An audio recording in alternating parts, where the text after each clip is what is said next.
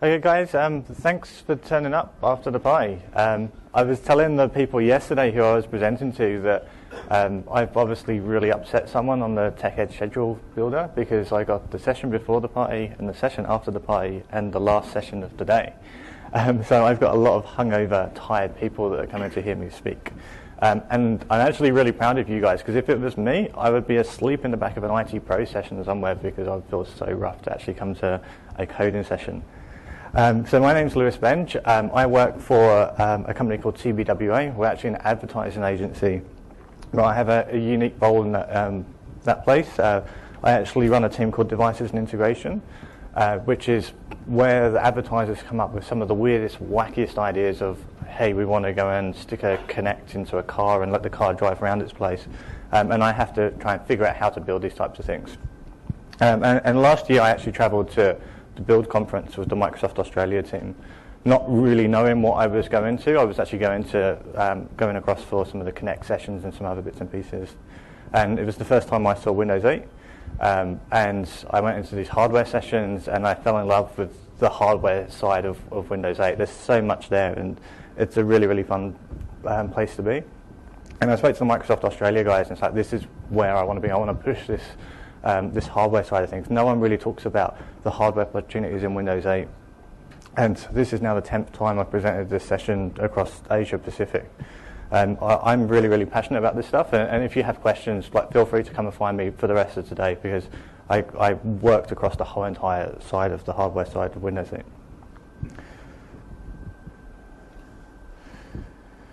Okay, so I've actually done a find and replace in my stack. It used to say Metro, but I've now replaced it for Windows Store. So if there's any grammatical errors, that's my fault because I was trying to be politically correct when talking about these things now.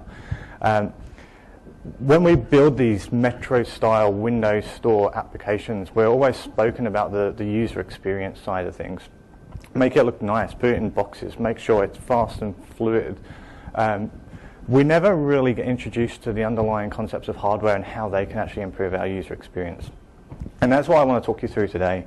Windows 8 provides seamless access to a variety of different hardware through managed code. This is a developer experience we never had in Windows 7 or any other versions of Windows before. It's very, very easy to access hardware peripherals. And you can do it in such a way that it's very subtle, it enhances your user experience, and it complements that Metro way of thinking. So what I've actually done today is I've looked across every kind of build session there was possible, and I've condensed it down into trying to talk about the key points of hardware. There's loads more. Obviously at Build and at Build this year, there's 5 days of hundreds of sessions, most of which covered hardware because it encompassed the hardware conference as well. But these are the key elements. And the way I'm going to structure this is the lowest common denominator. I'm going to talk about media because most people have access to cameras and microphones and them types of things. And then going to build up on the extra sensors and functionality that we have access to. So first one is the camera. Camera has been around for a while now. Most people have webcams in their laptops, in their slates. If you don't, you'll have a peripheral camera that you plug in, be it a SLR, a Logitech Quick Cam, or something like that. They're very, very easy to get hold of. And on top of the cameras, we also have microphones. We have a whole load of different multimedia capabilities. And Windows has done camera relatively well for a while now. We've had this Windows wizards where you can actually plug a camera in, capture images, download them onto the disk, back them up, send them to the cloud. In terms of the user experience that Windows offered, it was fairly good for image manipulation. We even had Paint, and now they've consistently improved Paint. So out of the box, we're getting image editing functionality. What we didn't do so well, though, was video. Video hasn't really moved. It hasn't really progressed in the last couple of years. And the first thing Windows 8 does is it opens up a whole new opportunity for us in terms of what we can do with video. There's actually a session today by Nick Harris who's going to talk about building a Windows 8 video experience, looking at all these functionality in a bit more detail, but I just wanted to kind of point this stuff out. So in Windows 8 now, we actually have native support for 3D stereoscopic video. So this is the ability for you to go and get a 3D monitor or plug into the 3D TV and sit there with the cool pair of glasses on and watch Visual Studio and the words come out on the screen at you and that kind of stuff. It's there, it's available to you now. We can do, through code, we can tap into things like Bluetooth headsets, and we can integrate call type functionality, so you could extend Skype so you can walk around with a Bluetooth headset on and use that kind of functionality. We can listen to or movies via these functionalities as well. We have native support for industry standard DRM, which isn't necessarily such a good thing as a consumer, but as a media supplier, it's really great. We have Play Ready support built into WinRT, so Metro apps can just consume that functionality. One of my favorite ones is the Play 2 functionality as well. And if you're not familiar with Play 2, this is industry standard DLNA. This isn't like Apple where you have AirPlay and it's a proprietary standard. This is industry standard, which means using the Play 2 contract within the Metro apps, you can push videos out to any DLNA application on your network. So that's going to be your brand new LG Smart TVs, your Xbox, that kind of stuff. It's a native functionality built into the operating system you can subscribe to and just use. So these are really great enhancements. And they all live in the same namespace. We have a very rich media namespace now. A whole load of different bits and pieces in there, and it would take me days to actually cover them all in detail. So specifically today, as we're talking about hardware, I'm just going to talk about the capture side of things.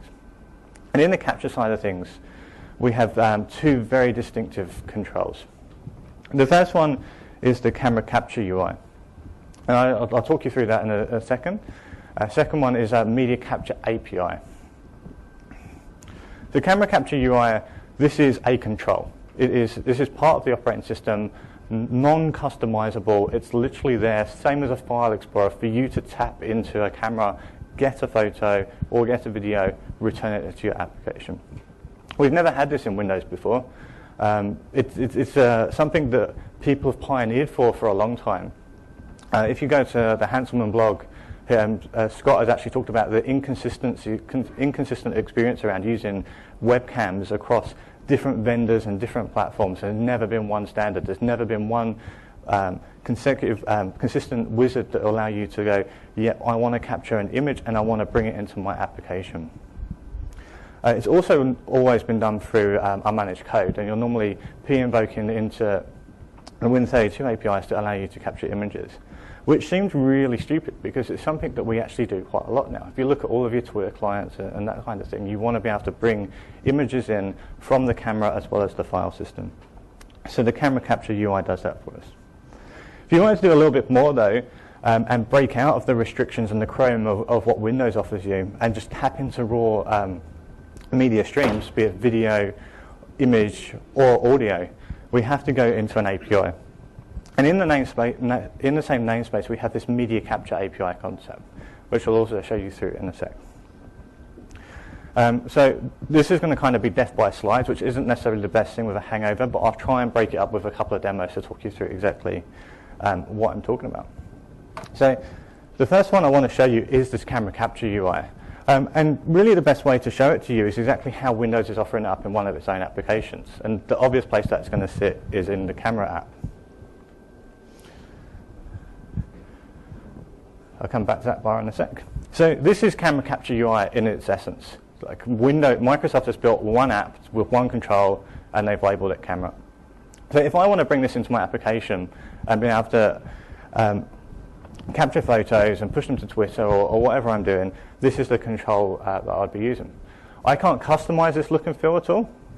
All I can do is I can tell the control whether I'm capturing a still image or a video image. It's a consistent experience throughout the application. So any application that's going to be capturing images, this will be the look and feel. And it's fairly consistent with the other controls, so File Explorer, the share contract, stuff like that. They're consistently across the application. They help improve the user experience. So it's a nice little interface, very, very easy to use and quite rich. I have these camera options here where I can actually choose which camera I want to pick, and I can choose the resolution. I have a timer so I can strike a pose before I capture the photo, and I can toggle between video mode. That's just how this application has set itself up. I'll talk about actually how we bring this into our application in a sec. By me actually clicking the image, it captures an image, and I can now flick back to my share. So that's how it looks like. That's what it looks like in a Windows application. What I've actually done, and this is going to be interesting to try and preview to you because I've got to jump between two devices here. I've built a very, very small demo application. When I've actually presented this in the past, I've always used the SDK samples, and it wasn't necessarily the best way of explaining it. So being TechEd, I was told TechEd's all about business, so I've tried to build a line of business application. I'm not a UI developer, so please don't criticize the look and feel of this application. I work on devices. So let me quickly show you what I've done.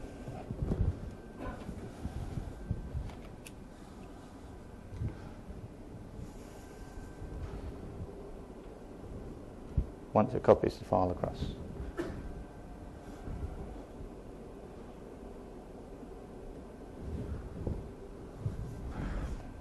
Okay, so there's a running joke in my presentations, and this is mainly with Microsoft Australia, so you're not going to get it here, but I, for some reason, always end up talking about my fiance. So I had a challenge when I put this presentation together that I had to somehow include a business app and my fiance. So just to put some context to this, my fiance is actually now training to be a personal trainer. So when I thought, well, I'll build this business app up, I will build it around what she's training to be. And it actually worked. It was quite easy to try and integrate hardware into a personal training app, which seemed like a bit of a challenge at the time. So here's my fairly basic line of business app for managing their personal training sessions.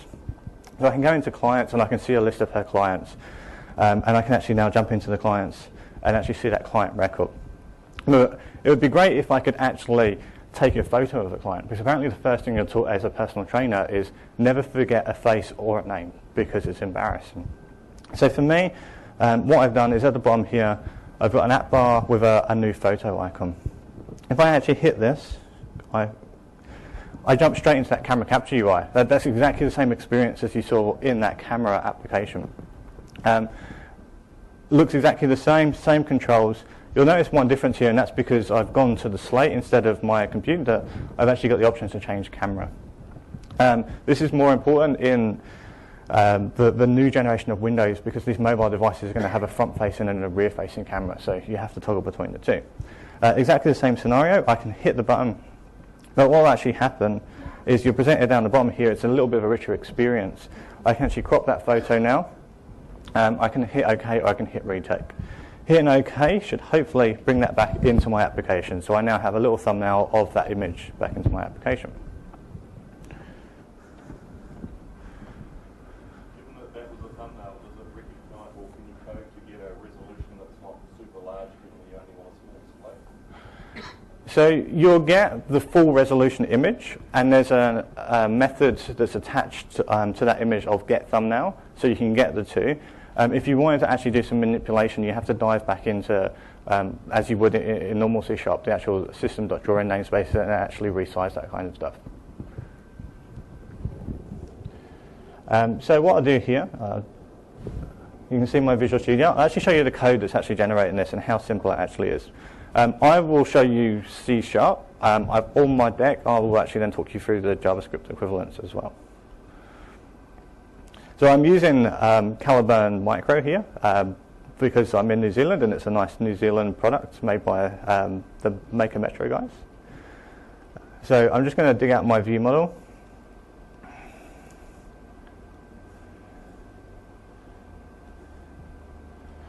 So that's all the code that is needed for me to actually capture that photo.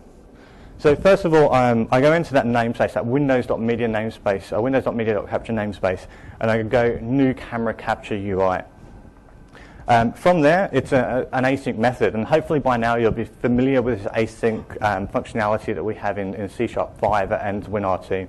So I'm saying async method, go and capture me a file, go and capture me an image, and I'm passing an enumeration of a photo. That enumeration can either be photo or video, depending on what media I want coming back to me. That hand off to the operating system. The operating system will go and do its thing, and then that thread will then wait until the operating system returns. In C#, I'm actually passed a raw image file back, so a binary image file, which then I do some file system operations where I convert it back to a bitmap image and then bind it back onto the UI. Very, very simple. So we're now able to capture a photo in no more than 5 or 6 lines of code. Very, very easy compared to the previous experience we had.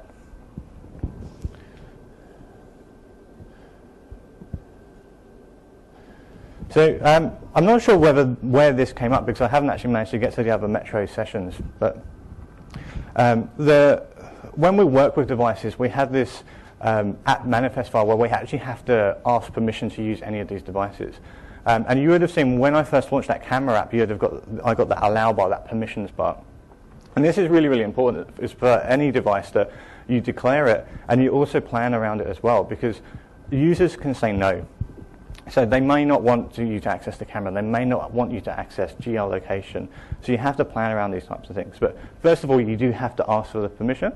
And asking for the permission can be as simple as going into the app manifest file and ticking the boxes you want, or editing the XML file and adding these nodes in. When working with the camera controls, you always have to ask for the camera and the microphone. And that's just because you always have that option of toggling to video, even if you've disabled it by code. If you're a JavaScript developer, the exact same thing I've done is achievable. We're diving into the same namespaces, virtually the same code. We're using that async functionality with the then keyword. We're getting that callback, but instead of having to do file system operations, we actually just get a reference to the URL, and we're just binding that to an image tag. Exactly the same thing with video as well. We're toggling that enumeration there. So if I wanted to do something a little bit more advanced, I wanted to make the next Instagram. I wanted to take a photo and crap it up a little bit so I can post it to the internet. I don't have access to that. I don't have access to the raw image stream coming in. I have the image after it's done. I could send it off to a service to do that, but I can't edit the image. If I wanted to build an augmented reality app, I can't capture photo and start editing it on the fly using these controls. So I have to dive into an API and build stuff back up again from there. And that API specifically is the media capture API. So this is how it looks in JavaScript. Fairly similar experience, but we're not getting a control. We're just getting access to the raw underlying media, and then we go and bind it onto controls afterwards. So what this one is doing here is actually using the HTML5 video tag. It's going off and it's asking the operating system for the video stream coming from the camera and binding it back into that HTML5 video tag. This one I will jump into an SDK demo because I didn't have time to include it into my application in terms of the video capture, but it's quite an interesting one.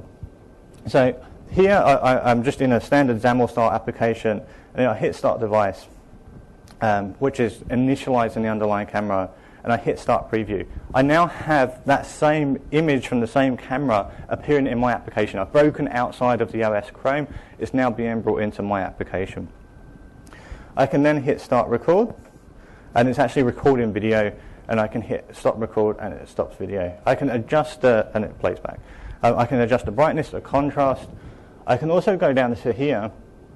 I can hit start device, start record, and I can actually add effects. So what I'm actually doing now is I'm taking that stream, I'm handing it off to a direct show library and now able to manipulate it.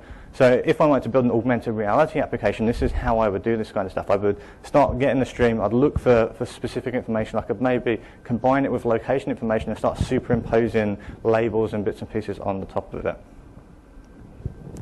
This one as well, because you're controlling the experience in its entirety, there's a few certain things you have to take into account. And one of them is demonstrated here, but not so well because I only have one camera, but that's the ability to switch cameras. So what you have to do is when you code this up, you have to say, I want to access this camera on the device. And Windows actually offers you an API that says, get all cameras, and I'll talk about that in a sec. But you have to bear these little bits in mind. Once you're breaking outside the Windows Chrome, make sure that experience is still consistent and it meets all the Metro principles in terms of user experience. So back to my application. So as a personal trainer, let me actually run it. So as a personal trainer, obviously my main objective, apart from making people fit and healthy and run up and down the beach, is to get paid. So I was wondering, like, how do I get media capture APIs into a personal training app when I'm already capturing a photo? And then I come across one of these things when I was playing around with something for work. So this is a 3.5mm audio jack connected to a credit card swipe. So I can now plug this into my Samsung Series 7 slate and can use the media capture APIs, and here I can actually go now and hit my credit card button down the bottom. I can swipe my credit card, which will then capture just how the device works. It will capture an MP4. I pass that off to the library supplied to the device. It will then tell me the credit card number I've just swiped, which can then be sent off to a cloud-based credit card processing service. You see these in the US by a company called Square. Over here in Australia, we also have PayPal here. It's the same types of concept. This is a proprietary one I've just gone and bought off the internet for a couple of dollars and just plugged it into our API. Very, very powerful extension, because we're now accessing the media streams through raw APIs. We can do some really, really interesting stuff with them.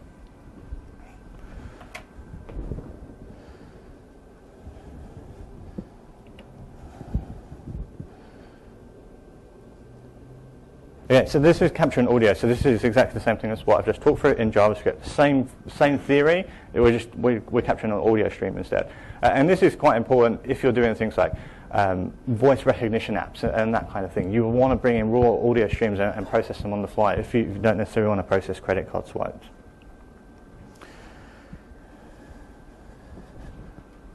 Good, you can read that. Okay, so the next one, sensors. This is kind of moving up in this layer of accessible hardware. And the reason for this is because when Microsoft announced Windows 8, and specifically Windows RT, it came out with a minimum hardware specification, which means that any Windows 8 slate or Windows RT ARM devices should conform to have a certain minimum hardware spec. And that hardware spec looks something like this. That everyone should at least have access to a camera and a microphone. Everyone should have access to some forms of sensors. And these are ambient light sensors, combination of motion sensors, location provider, and mobile broadband GPS functionality. And these go up in functionality. And in terms of desktops, this is kind of how they're staggered as well. The ambient light sensor, you're normally seeing a lot of Ultrabooks because it's used to conserve battery life, because it changes the display contrast based on the light around it and reduces the battery overhead. But the one that's actually more available to everyone is location. So what's actually surprising about location now in Windows 8 is everyone has access to location provider as long as the user accepts the permission when that allow bar comes up, but every single Windows 8 machine will provide you location information. That's no matter if it's a desktop, a laptop, a slate, whether it has GPS or not. And the way this is done is via a process called the Windows Location Provider. And the Windows Location Provider is building on functionality that was offered in Windows 7. We had access to location for, information in Windows 7. It was there in IE, it was there in Firefox and Chrome through the HTML standards. We could also go and download some plugins from various people if we didn't have GPS sensors that allowed us to set this information, this location information. But what they've done in Windows 8 is they've built this location provider up because they want to stagger the amount of location information available. So they want to make sure it's a consistent experience no matter what. So if you're on a PC or if you're on a slate, it's always there. And the way it kind of works is if you're on a desktop and you're on a wired internet connection, it will do an IP lookup. It will hit that register of IP, that database of IPs and say, where is this IP being issued from? It will then return you the address of that IP. So it will be a state, most will be a state or a city-based accuracy. If you're on Wi-Fi, well, we know from the news that people drive up and down the street all day looking for Wi-Fi SSIDs and geotag them SSIDs. So it then moves to that piece of functionality. It will look for, based on your SSID, where you actually are, and it will be a little bit more accurate. If you're on mobile broadband, it will use cell tower triangulation to try and find out where you are. And lastly, if you have access to GPS, it will then say, yes, we know where you are based on the satellites. So no matter where you are, and as long as you're connected to the internet somehow, you should have access to location information. And this is one of my favorite ones to talk about how we can improve user experience just by using simple sensors. And it's fairly easy to implement. So as a reminder, we have to declare that intention, that geolocation intention.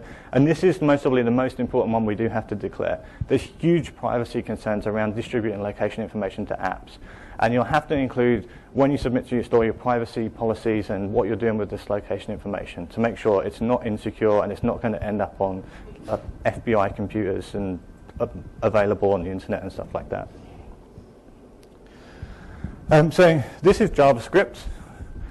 This is quite weird because you can actually disregard this if you're a JavaScript developer, because Windows 8 fully supports the HTML5 geolocation standard.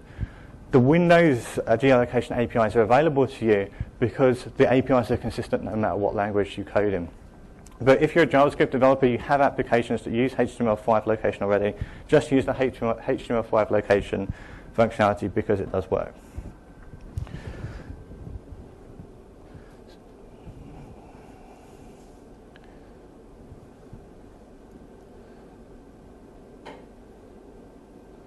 So coming back to my CRM example, I've always talked about how we subtly use location to improve user experience. And in a line of business scenario, if I'm a mobile salesperson or I'm a personal trainer and I move from group to group to group to group, the first overhead you're going to have is you have a list of 200 clients that you're going to have to try and filter down somehow. And you can filter them down by having a drop-down box that says filter by my Auckland City clients when I go to that particular gym. But wouldn't it be great if just the application done it for you? It knows where you are and it knows your nearest work location, so it just filters that information down. It does it very, very subtly in the background. It's a very low overhead process, very easy for a developer to implement. So why don't you do it? It's a user experience enhancement consistent with that Metro application. The other types of applications that use this information obviously really well, they're going to be maps applications by dropping a pin on a map to say this is where you are at the moment and maybe these are the routes you want to get to. And even something like the weather application. When you load up the weather application, it asks your location because it thinks you want to know about the weather where you are. And then the secondary option is finding alternate locations.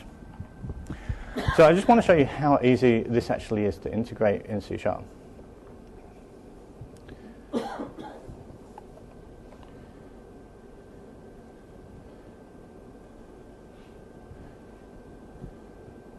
Wrong view model.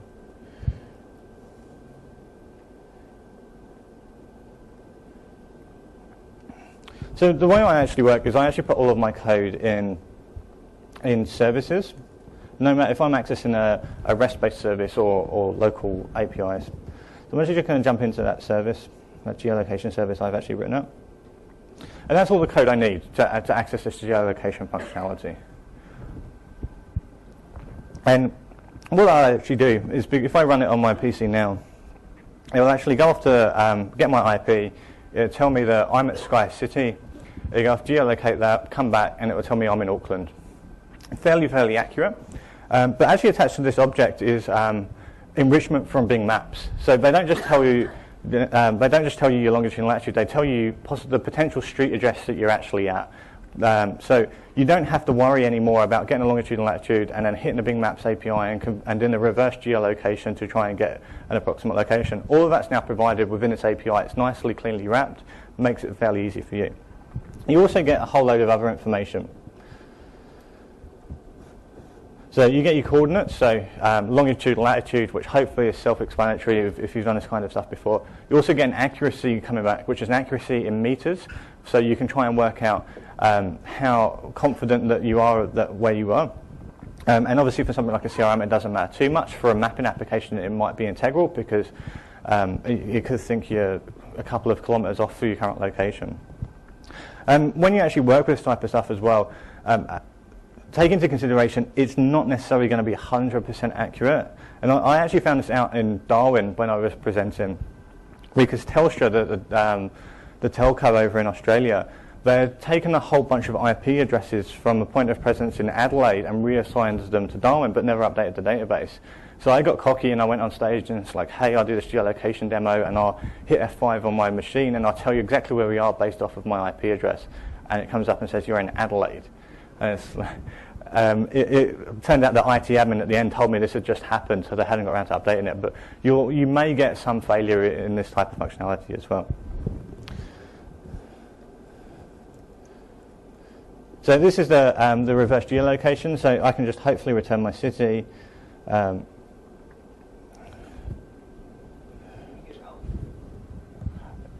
can't with this piece of functionality because it's not necessarily available across all of the Windows location APIs. If you wanted to do that, you could use specific APIs for the GPS to return altitude data. And what I'm going to do is hopefully go in here and uncomment that get geolocation and put a breakpoint in that service, which is there. And I'm just going to run it on this machine. This machine doesn't have GPS, it doesn't have broadband, it doesn't have any of the features. It's just a standard Ultrabook style machine.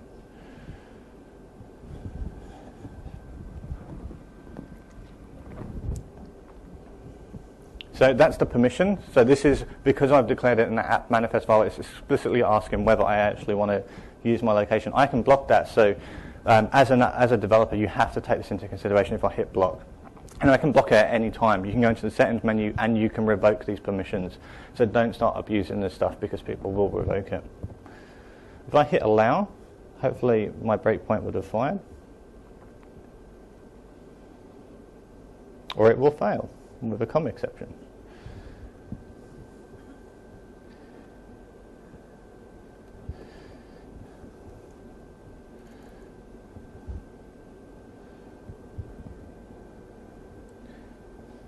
Okay, I'm not sure what's going on there. Sorry? I can't hear. Maybe that's why, yeah. It's because I'm actually debugging over cable to my PC here, so I've got no external network connection. So no network connection, so I can't be cocky. Second time it failed in 10 presentations, so I'm now on an 80% pass rate. Okay, I've got loads to get through, so I'm going to get back to these slides. So that's the API. You've seen it in C#, you've seen it in JavaScript. A very, very easy piece of functionality, great usability enhancement in both line of business and consumer apps. Didn't work, but there was my slide for it. Okay, sensors. We have this other sensor stack. So we have location. It's always there. We can attempt to use it. It may fail. But sensors is the next piece that it's consistent across a lot of applications, and especially when we start to look at these mobile style applications as well. We're using them every day and we're not really thinking about them. This is the way you interact with sensors in mobile apps, and you don't even think you're using sensors when you actually do these types of things. It just comes naturally to you because that's the way the Metro philosophy works. It's a natural user interface, a natural flow, and this is again how we build this user experience up by using hardware as well as looks. And these are some of the basic scenarios for sensors, and these normally translate into physical, tangible things we do in everyday life. May not necessarily not be perfect, but like shake. Like ever since I've been a child, shaking something like Etch-a-Sketch days, shake is delete, or shake a child because they're naughty and you want to try and stop them to do something. So that gesture translates back into, I don't have kids by the way, so that translates back into the application. Rotate, like naturally we rotate something and we expect the application to rotate. So the sensor information comes back and says it's rotating, so we want to translate that UI. And flip, I actually learned this one from this roadshow, the roadshow I was on. On a Windows phone, apparently if you flip a Windows phone, it means be quiet. So it's a consistent gesture that appears from the hardware and from these sensor scenarios. As I said earlier, light sensors, they're available in most Ultrabooks now. So this is another one which is a subtle user experience highlight, enhancement that you can build across your applications and be fairly confident that modern PCs will have access to it. And again, coming back to my personal training app, as a personal trainer, my fiance is outdoors, she's on the beach, and then she'll go into a gym, and then she'll be driving to her next client, and she's going high contrast, bright sunlight into a dark room, into various places. So wouldn't it be great if we just subscribe to that sensor and say, if it's really, really bright, we adjust the contrast of the app? And in XAML, this is easy. We just use that view state the visual state mechanism to just transition and transition the styles out. So we go high contrast style into dark color style. Very, very, very easy things to do. So all of this kind of stuff lives in the same namespace. We have this windows.devices.sensors namespace. Everything I've been talking about since media has always lived in the Windows devices namespace. And we had geolocation, now we have sensors. Sensors, they've actually broken up a little bit more than geolocation just because of the way people naturally use sensors. So people don't necessarily care about the maths, the underlying maths and the logic involved in actually using sensor information. It can get quite hard. So Microsoft have been really good to us, and they've just given us orientation data. So they've told us whether we're kind of in portrait mode or in landscape mode for slate-based devices. So it's nice and easy for us to react to. It's just an event, we subscribe to it, it's there. We're not doing any maths. On the other end of the scale, we can get the raw sensor information. So if you're doing something in academia or gaming that's dependent on specific gestures, specific scenarios around these sensors, we can subscribe to every single piece of hardware through managed code and get that raw information back again. So we can get the lumens in terms of light meter, we can get the coordinate, the vector information based on motion and stuff. If you're kind of in the middle and you're not a hardcore, like nerdy person that wants to spend like time working on maths, and you want a little bit more than just orientation data, we have this concept called sensor fusion. And if you're a phone developer, you'll be fairly familiar with this because it was around in phone 7.5 in the Mango release. And what sensor fusion is it's Microsoft research building a whole bunch of APIs that take all the raw sensor information and makes it a little bit more useful.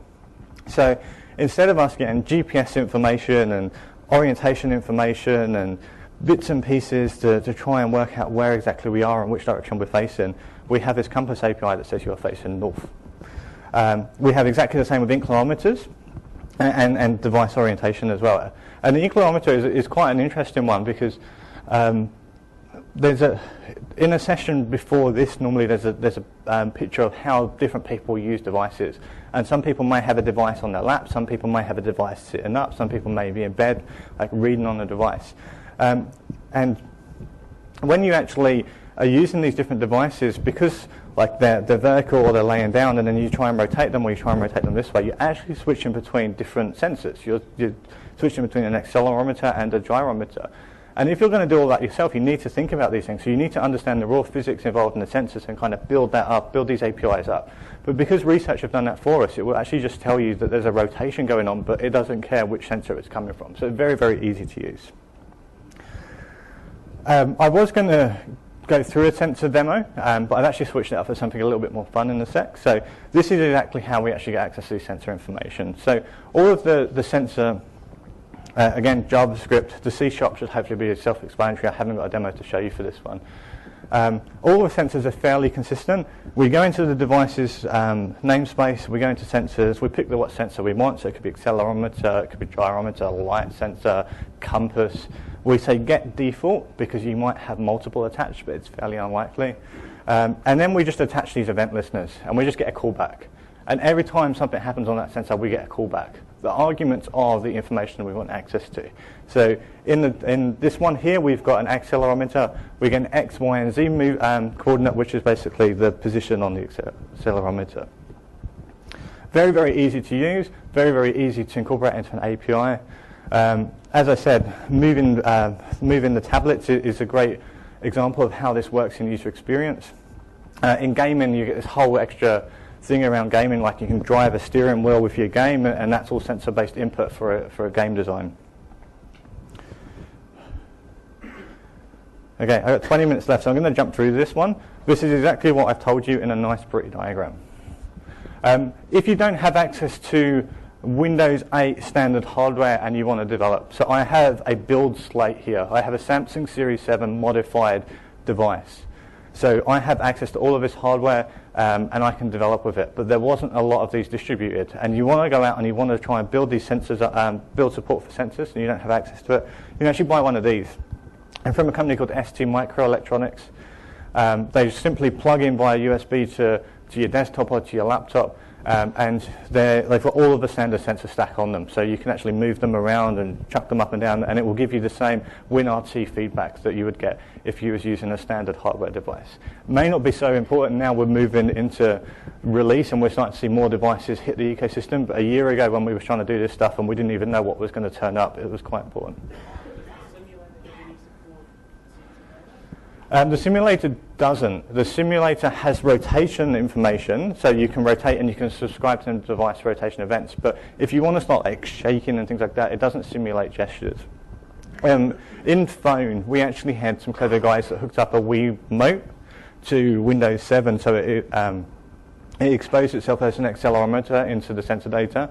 I haven't seen that ported to Windows 8 yet, but it's perfectly feasible. There's no reason why you couldn't just go and buy a Wiimote. It's a Bluetooth connection, write a small driver for it, and be able to shake it and get the same inputs. Okay, quick recap, if I didn't skip through the slides. Sensors, geolocation, very, very easy to use, but they offer considerable enhancements to applications. So take a look, play around with them. When you're designing your user experience, think about how you can use these things, as well as making things in nice, pretty squares and nice and fast and fluid, but the UI guys will tell you about. Okay, this is my favorite one, NFC. This is what this presentation was originally going to be about. I was going to talk to you about for an hour on NFC. And the content owner said, you can't just talk about NFC, it's not that important. But I love this technology. Is anyone familiar with this concept? A couple of people. If I had have asked this 2 or 3 weeks ago, most people wouldn't have been overly familiar with it, especially in Australia. The RFID bands you're holding helps the understanding of this because you've been playing with a similar kind of concept all day. So NFC, essentially RFID version 2.0. It's the ability to read and write onto tags and actually onto devices as well. We have NFC in Windows 8. We've also announced that Windows Phone 8 will have full support for NFC as well. It's a great technology. It lives in the networking namespace. It's the one thing I'll talk about today that lives outside of a devices and media namespace. And it lives under this little proximity grouping. And proximity covers all proximity technology, so Wi-Fi Direct, NFC, and Bluetooth. Specifically, I'm only going to talk about NFC at the moment. So when we look at NFC, this is the ability to put two things together and they see each other. So we have a device arrived to device depart. The NFC comes in two forms. It comes in a passive form, which are little microchips. These are stickers. They're perfectly flexible and they move around, but they actually hold 1 kilobyte of data. So I can actually read, I can read and write to these devices using Windows 8, using a Windows 8 proximity enabled device.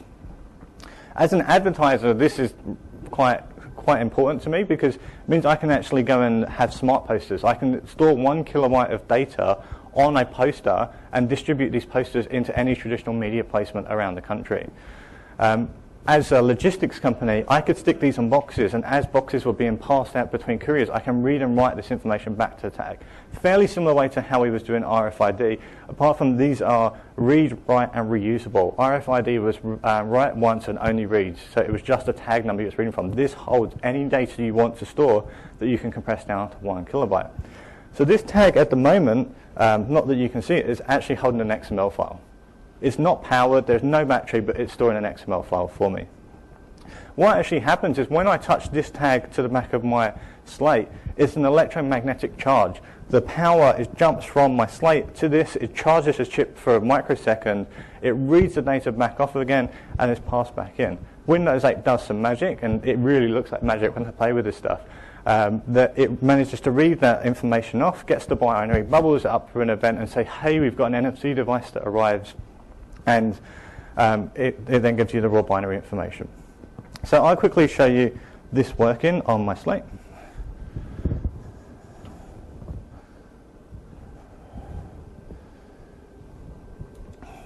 Actually, I'm going to show you it in Visual Studio first.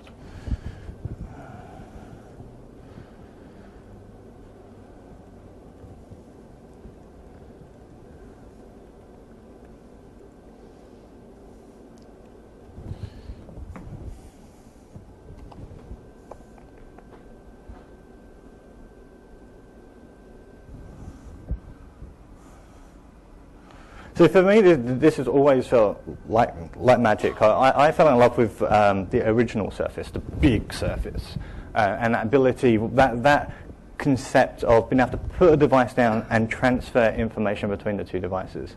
For me, this is geolocation still broken.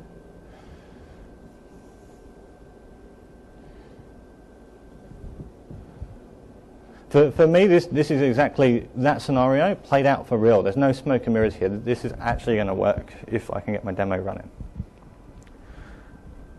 Okay, so you can't see my slate, but I'll actually show you the slate in a second when I do a second NFC demo. So what I'm actually going to do in this proximity service that I have open, I put a breakpoint in. So in the constructor here, what I'm actually doing is I'm going into this networking namespace proximity get default, same as what we were doing with sensors. We're saying we want the default proximity device to come to the Pi. We then want to subscribe to an event, which is device arrived. We can do this in C# and JavaScript. The fact we can do this in JavaScript is phenomenal to me, that we can make two devices talk to one another with low-level networking stacks in JavaScript. It was my favorite thing at Build. So I'm going to take this little sticker here, and I'm going to put this on the back of my slate. And you see that event has now come in. It was very, very quick, very, very responsive. So I have that event now. And you'll actually see I've got two, I'm subscribing for two different things here. There's an NFC standard called NDEF, which is NFC data exchange format. There's a few different things that you can use for this. You can use a URL, you can use vCard, like standard MIME type information. You can use something called well-known text, and if you've ever worked with QR codes, this is a standard that came out of QR codes, which is similar to JSON, ability for structured text. Or you can build your own namespace and send binary information backwards and forwards. So for me, because I'm doing two demos, I'm subscribing to two different things. On here, I have just some well-known text. So I can jump down, and this passive message received should actually fire. So I'm going to stick a breakpoint in here, hit F5. I didn't fire. Let me try again. There we go. Okay, so I've got that binary message come back off that sticker. So I'm going to jump down now. I've got two. And what I'm going to do is I'm just going to take that binary and I'm going to read it back into a text file, into some text, or into a string even. Is this big enough for you guys to see? Or do you want me to zoom in? I don't think I can zoom in on this view. What you'll see here is I haven't formatted it properly. I've just converted it to a string just for the matter of actually demoing something. But what this is actually doing is it's passing me some metadata regarding the NDEF standard. So it's kind of it's not correct to start with, but you can actually break that down and actually make it work. And what the first couple of bytes are, it's the NDEF standard saying this is well-known text and this is the namespace you're working to. So you can subscribe to different namespaces. What the Windows API guys didn't think to do is actually strip that information back out when they passed the message. So you have to do that yourself. But after that, I'm just passing XML backwards and forwards. So coming back to my gym instructor personal trainer scenario, I can put these smart posters around my gym, which allows me as a personal trainer to walk up with my slate and say, okay, we're going to use this equipment. I touch the slate to the smart poster. It then goes and adds that piece of equipment back into that person's training profile. So I don't have to key in. I don't have to look up in the database. Very, very quick and responsive. So stickers are fun. They're always fun. But what's more fun are mobile devices, because we're geeks and we like electronics. So for this one, I'll actually jump across to the other device, but I'll keep this running. Is there any authentication required for reading and writing? Like, turn up with someone else's gym membership to sign them in for the day? Can you spoof being someone else or update the device? So there is no security on NFC, and the reason for that is because it's a proximity thing. You have to get within 5 centimeters of something to trigger it. So the thinking behind it is, if you're getting into 5 centimeters or something and you're reaching in to trigger it, you're consenting to do that. You can lock tags. So these stickers, they can be locked, so you can't override other people's stuff. Normally, when you're kind of doing this stuff, you have to reach right in to touch it. So it's going to be very difficult to spoof this kind of thing. Yeah. Okay, so I responded on the UI here to that sticker coming in. So I'm just going to try and dismiss all these because it's loads. Okay. I have a mobile device from someone that's not Microsoft here. So it's an application written in Java. You can kind of guess who makes these types of things, but I couldn't show a Windows Phone 8 because obviously there's none around at the moment. But funnily enough, this vendor supports NFC. It's an international standard, which means it should just work. I can write NFC on this device. It will talk to this device. So think of the scenario. I'm working out in the gym, and I've got my health information on my phone and stuff like that. I'm working on burning all my calories and stuff like that. I don't necessarily want to post it to Facebook, but my personal trainer wants access to this information so they can interpret it. So I take my phone, I stick it on the back of his slate. This phone vibrates. I click it. It comes up straight away. This is an active NFC connection. I can dynamically change the payload on this through the application and send it back across. This is being sent across as an XML file. You can send image data, video data, anything that works. You haven't got a size restriction on this one as so much because you're not saving it on a sticker. So that worked, and it was great. So this concept of being able to touch two devices together and they start connecting, very, very important, because it's not only application like data that you can send across. It could be an application setting. You could pair two games to start playing with one another. Instead of having to try and search and seek one another out, you can actually touch two devices together and send that information backwards and forwards. This is what all of the e-wallet stuff is built around, the ability to do payment information by proximity. Walk into a taxi or to a store, put your phone down and actually pay. We're going to see more of this and being able to start using Win 8 devices to accept NFC-enabled payments. The other thing it does as well is it enables to move to a faster transport mechanism. This is relatively slow in terms of data transfer because it's a self-powered mechanism. We're powering the other device. But Bluetooth or Bluetooth 4 or Wi-Fi Direct, even better, wouldn't it be great if we could just initialize these connections by touching the two devices together? And luckily the clever guys at the NFC forum actually worked this one out, and Windows 8 fully supports it. We can touch two devices together, we can pass a MAC ID to the other device, we can then initialize a Bluetooth connection or a Wi-Fi connection. We then have an open socket between the two devices, and then we're in proper proximity style territory, which means we can do things like we could drag a photo to another device. It's the surface for real. We can move this information backwards and forwards. I spent way too long on NFC, but it's my favorite subject, and it's one of the best things about Windows 8 for me. All works in JavaScript, works really well. Okay, touch. Touch-first OS, that's pretty obvious. We've got lots of big squares, and it's designed specifically for us to be touching our screens. I used to have this whole piece in this presentation around building custom gestures and diving down into the low levels of touch. People really didn't care because not a lot of people do it. So all I'm really going to say about touch is if you want to make the most of these touch-based inputs, this multi-touch scenario that we have in Windows 8, use the controls. All of the controls subscribe to the gestures offered by Windows 8. So if you're using the out-of-box controls, they are touch-enabled. They're designed that way. If you want something a little bit more custom, you can actually subscribe to Windows input APIs and gesture events that are being raised. So you can say, so you can go off and build your own control, and then you can say, tell me when someone has swiped. Am I on the wrong slide deck? That's better. Okay. So all of these gestures, that's what I was just talking about. So you can subscribe to these gestures. You can say, tell me when someone rotates, tell me when someone swipes, and you can start building extra controls up on these. If you're going to be doing gaming, you can actually subscribe to pointer events. So you can get, in managed code, you can get told the points of touch that you're going to start receiving, and then you can start forming your own gestures up then. But then you're in the territory where we were a couple of years ago with Surface coming out, and even like a few years ago with Connect coming out, where you've got this raw information, but you're not really sure how to deal with it. Excuse me. And then lastly, with the input scenarios, that we actually have, and they alluded to this in the keynote, which is quite good, we actually have these pens still, and all these Samsung Series 7 still come with these stylus inputs. So if you're doing something in an enterprise way, like coming back to my gym instructor, she might want to start writing notes on someone's anatomy around where they're training and stuff like that. And the easiest way for her to do that is not necessarily going to be her fat fingers.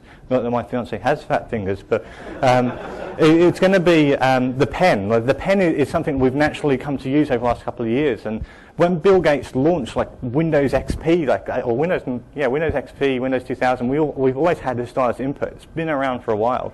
And up until quite recently, I was presenting on a tablet form factor PC. But these slates all pretty much support pen, and it's one of the big differentiators between this and the competition, that Windows still natively supports pen. And especially with controls in HTML5 and in XAML like Canvas that also support the input and ink style mechanism. Pen also has the dexterity of you can, in some pens you can get the feedback on whether it's a thick line or a thin line based on the inputs that way as well. So if you want to make the most of touch, use the controls, but also have consideration for things like pen. If you want to do something a little bit more custom in gaming and that type of stuff, dive a little bit further down in the input APIs and start subscribing to these events.